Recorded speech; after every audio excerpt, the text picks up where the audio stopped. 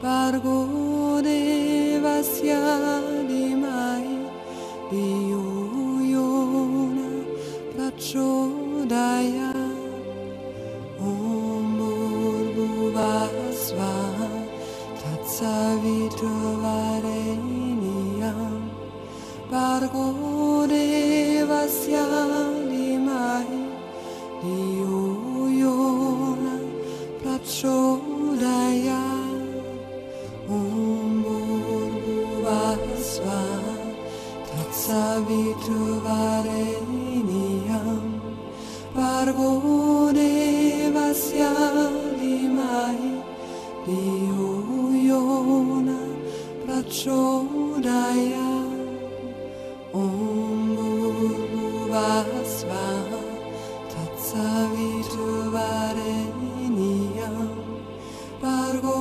devasya dimai diyuyona prachodaya.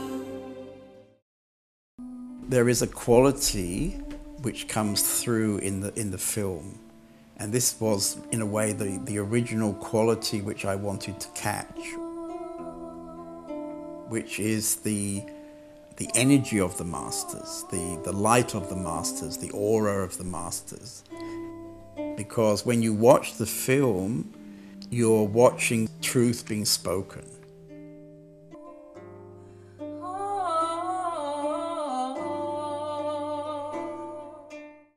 Many seekers are looking for enlightenment as if it is an experience. What is enlightenment? Sometimes we use words that can point at what really cannot be said in words. And for a while, a word may be useful and fresh and, wow, throw you back into the unknown. And then it becomes something and we go, oh yeah, right, enlightenment. Well, the moment you ask the question, you make it an object. And I look at this object and I can't find this object. Buddha's enlightenment, Ramana Maharshi's enlightenment. And simply because Ramana had his, therefore the seeker may think this is what I should work towards, or I shouldn't work towards, but I should wait for grace. I've never met her. And then grace will come, and then that will change my life. Enlightenment is to see that what is self is ever enlightened, and that what is not so self will never be enlightened. And then to be that what is self. And then there is no before and no after in it. And this is not something big or something small. This is simply a little aha. Nothing special. It's like a split second, everything is done. It's just the happiness of this moment, and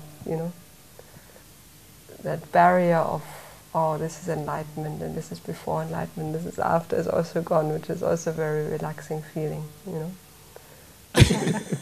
So you don't care too much about enlightenment either, I think. I have no idea. I really don't know. It's I feel like a happening. You feel like a happening? Yeah. I'm just, things happen and I'm part of that happening, and that's what happens. And it will happen until I stop happening in this physical body, and then something else will happen. This word is one of those words which has a strong emotive energy in it. When I was younger, it had the effect of completely changing my life. And I saw it as a kind of solution. Later on, it became a difficult word when I realized that there was no such thing as enlightenment. The complete marriage between the absolute and the relative. We could say that enlightenment is the experiential understanding that what we are is unlimited, unlocated presence. There is no such thing as personal enlightenment. Enlightenment is simply the end of the person. The problem for the seeker is that they think they have to find something else. So they look for states. They look for states of peace or whatever they think enlightenment is. For most seekers, the belief is that the enlightenment is like a spiritual lottery. If they win it, then their whole life will then be free of suffering and everything will be wonderful and everybody will love them and all this sort of nonsense.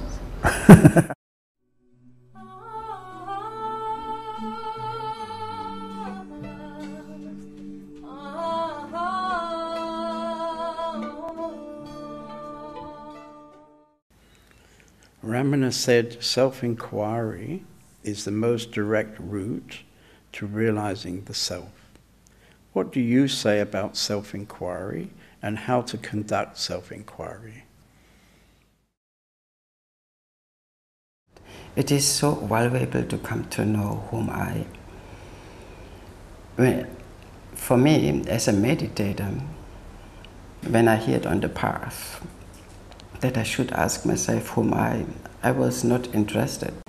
Only if I came to Punjaji, everybody whom I, okay, Dolano. Then if everybody asks whom I, let's find out whom I, okay, what to do, isn't it? So when I came to know whom I was so surprised. It made all the difference. You know, a meditator can't really come to know whom I'm in total agreement with Ramana's words. It is the most unsparing tool, instrument, practice, if you may say, for blowing the cover and exposing that the ego, the feeling of I, based upon the idea that I'm the body-mind, is a complete fake. I say it is as quick as looking in the mirror and seeing one's reflection. The mirror doesn't give an opinion. It doesn't tell you, please wait, I'm too busy. It's always available. And I would somehow liken the inquiry to that type of effectiveness. If you keep talking and saying, what am I, there is no room for the answer. You are always projecting your own stuff.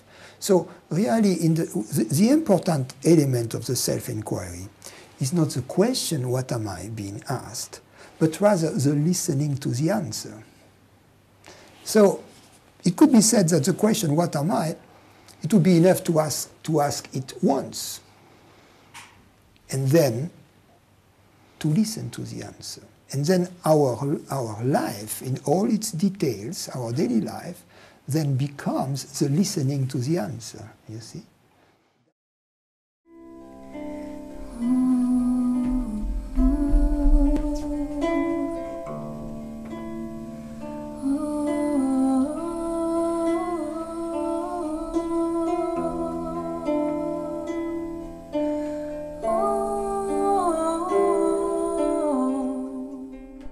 In the last years, I've gathered much from meeting all these different masters.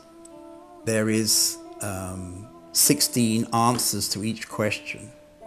But if I read through the book or I look at the film, there is a kind of thread that goes through the whole book, which is like the teaching, I would say, you know, like the teaching.